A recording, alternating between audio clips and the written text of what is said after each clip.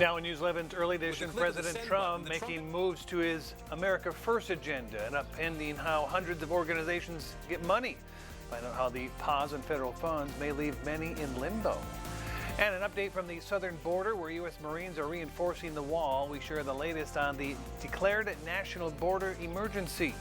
Plus, a local organization strives for higher education access across Stand by, show open. We share the efforts to bring more jobs to the area. News 11's early edition starts right now.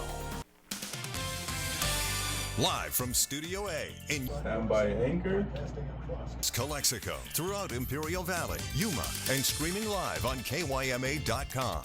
Anchor in 3, 2, 1. Thank you so much for choosing to join us. I'm Scott Gross. President Trump making moves to his America First agenda and upending how hundreds of organizations get money. The funding pause was scheduled to go into effect at 5 p.m. Eastern today, but late this afternoon, a federal judge issued a stay on that finance stoppage until Monday. That gives the court time to review arguments from a nonprofit Standby package. Order on the pause. NBC. Package in 3, 2, 1. With the click of the send button, the Trump administration pause on federal grants and loans, plunging states and organizations across the country into chaos and confusion. The president's spokesperson, Caroline Leavitt, trying to clear the air in her first White House briefing. Social Security benefits, Medicare benefits, food stamps, welfare benefits, assistance that is going directly to individuals will not be impacted by this pause. The Office of Management and Budget's two-page memo halting billions of dollars, including for foreign aid, non-governmental organizations, DEI, woke gender ideology, and the Green New Deal. OMB says it needs to determine the best use of funding. Democrats were quick to call foul. Just like the January 6th pardons, this decision is lawless, dangerous, destructive, cruel. It's illegal. It's unconstitutional.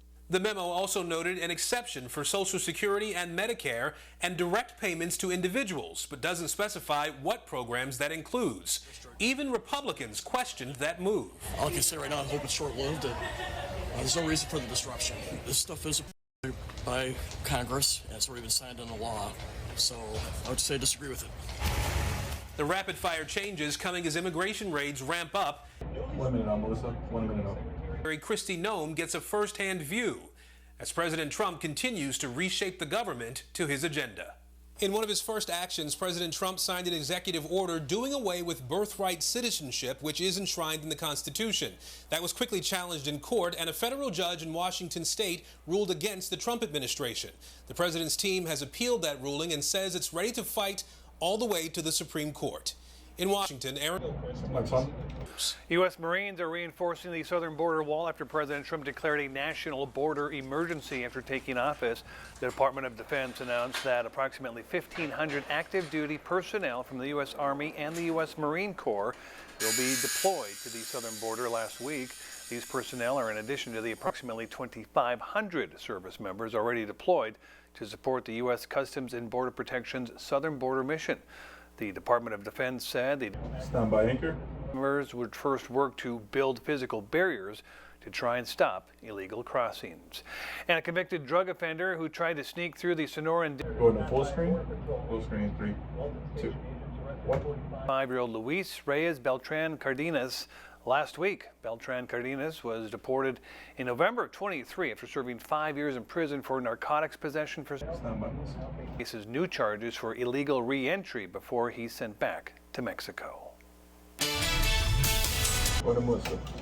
Happy Tuesday. Let's take a look at our satellite and radar. So we do still have some potential for some isolated showers to develop. So let's go ahead and just take a look at that. We do have some very, very light showers kind of lingering around, at least in that southwest corner of Imperial County. There is one little cell kind of hanging pretty close to Yuma. But if any storms pop up, it is going to be very, very light. So nothing too crazy, but it is something I'll be keeping a close eye on because we may have some, like I said, some isolated showers that could form through our area, at least through tomorrow. But our temperatures, though, are staying chillier than normal. So we had highs in the low 60s, even some mid 60s out there, which is well above average for this time of year. So enjoy these cooler than normal temperatures because they are going to be warming up. So we will have our temperatures going up in the days ahead. So we are going to be warming into the 80s. So I'll definitely have more coming up in my weather forecast.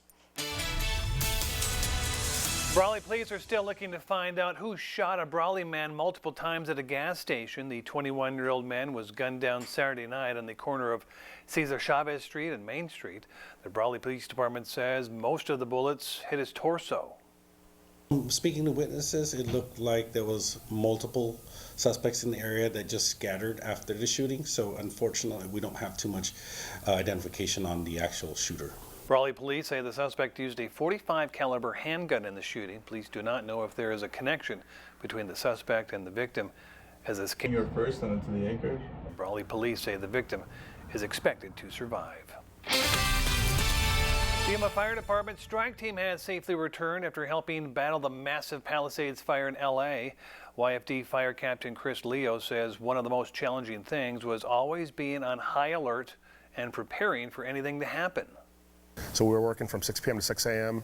and it's not a standard response where your downtime you can doze off. We're there working and we have to be ready. If there's an in-flight emergency, we don't have time to wake up and put on our gear. We have to be ready to operate as soon as the call comes in. Mike's on. The Yuma Fire Department says this mission helped them adapt and learn Slinger then to anchor. that may come.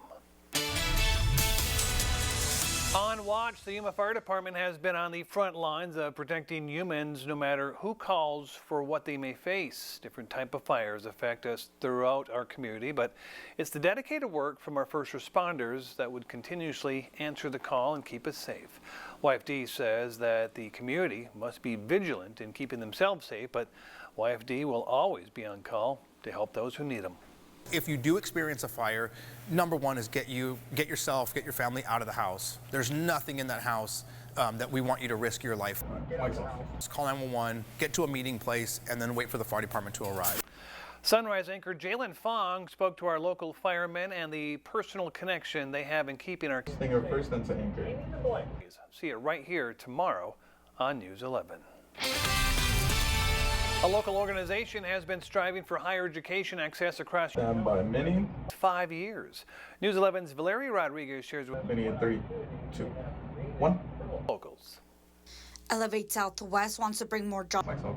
in efforts to keep locals here and improve the area's economy. Arizona Western College has been doing a lot of great stuff with the Entrepreneur College, but we also need to focus on the STEM type of careers that we still need to bring in the region itself. President and CEO of Elevate Southwest shares what other areas Yuma County can improve on. There's a lack of high-tech facilities that we can implement and to assist the economic development in municipalities to attract new businesses. Additionally, they offer STEM-based internships paying $20 an hour to increase the percentage of locals with a higher education degree. According to the U.S. Census Bureau, only about 17% of Yuma County has a bachelor's degree, which is only half of the state's average. And these internships are more of the high school up to college level internships, and we pay them very well. We want to make sure that we compete with. Stand by Scott. Tell folks. He's next. Learn about the Innovation Hub that could help keep more people in our area. Reporting in Yuma, Valeria Rodriguez, News 11. Next on News 11's Early Edition, President Trump has made tariffs an important part of his foreign policy. We explain how tariffs work. Going to break. 3, 2, 1.